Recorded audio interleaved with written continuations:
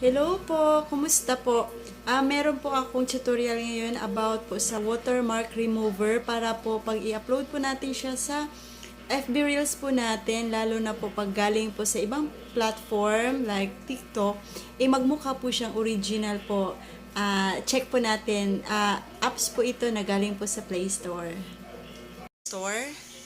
Yan, i-upload po natin ang ating apps na gagamitin, ang video downloader for TK or TikTok. Yan po yung gamit ko. Yan kasi na-download ko na po. I-open na lang po natin mamaya. So, yan po yung itsura mamaya. Tapos, check natin yung TikTok. Yan, ito po yung video na pipiliin ko. Yung 3 dots po, yan, i-click po natin yan. Ayan po yan. Yan nasa baba sa my right side. Click po natin. Tapos, piliin po natin yung copy link. Yan. Copy link. Then, nakakopy na po yan. Doon po tayo sa apps po natin na in-upload kanina. Yung video downloader for TikTok. Yan. Downloading po siya. Yan. Pag once na ma-download po yan, mawawala po yung watermark o yung logo ni TikTok doon. So, tingnan po natin. Yan. Tingnan po natin mamaya ha. Yan, kasi pag na-successful po yan, automatic po save po yan doon sa photos po. Yan, check lang natin ha kasi medyo mabagal yan. Okay na-download na. So, ang ibig po sabihin yan na-save na po sa ating gallery. So, i-check po natin ang ating gallery kung okay ba. Yan, tingnan natin. Yan, na-save na po. Yan, na-save na siya.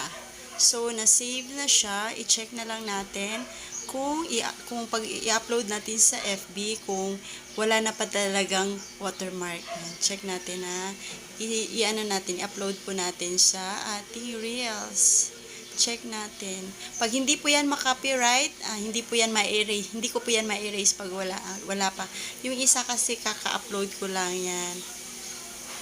Yan, i-check natin ha. Yan, wala ng watermark. So, pag i-upload ko po yan sa Reels, automatic po wala na pong watermark o logo ni. Check lang natin. Yan, kasi itong sinulat ko is caption ko na po yan. Ididiretso ko na po sa aking Reels. Yan po yung dancer ng aming family. Mahiyain nga lang, ayaw itodo yung sayaw. Yan.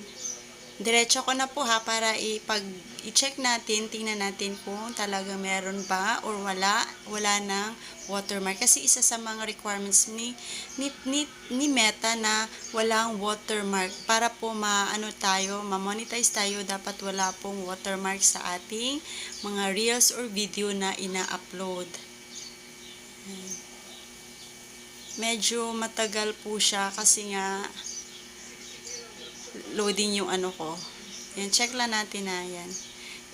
Pag i-upload natin yan, try natin kung makita na. Pag ready na siya to view, check natin kung wala ba talagang watermark. Yan, ganun lang po kadali para po hindi po kayo manghinayang. Pag once na monetize na po kayo, hindi po kayo manghinayang na i-erase. Yan. Yan, so wala nang watermarks. Yan. Thank you for watching po. Sana po magustuhan niyo po at sana paki-share po ng aking mga videos and follow please. Thank you.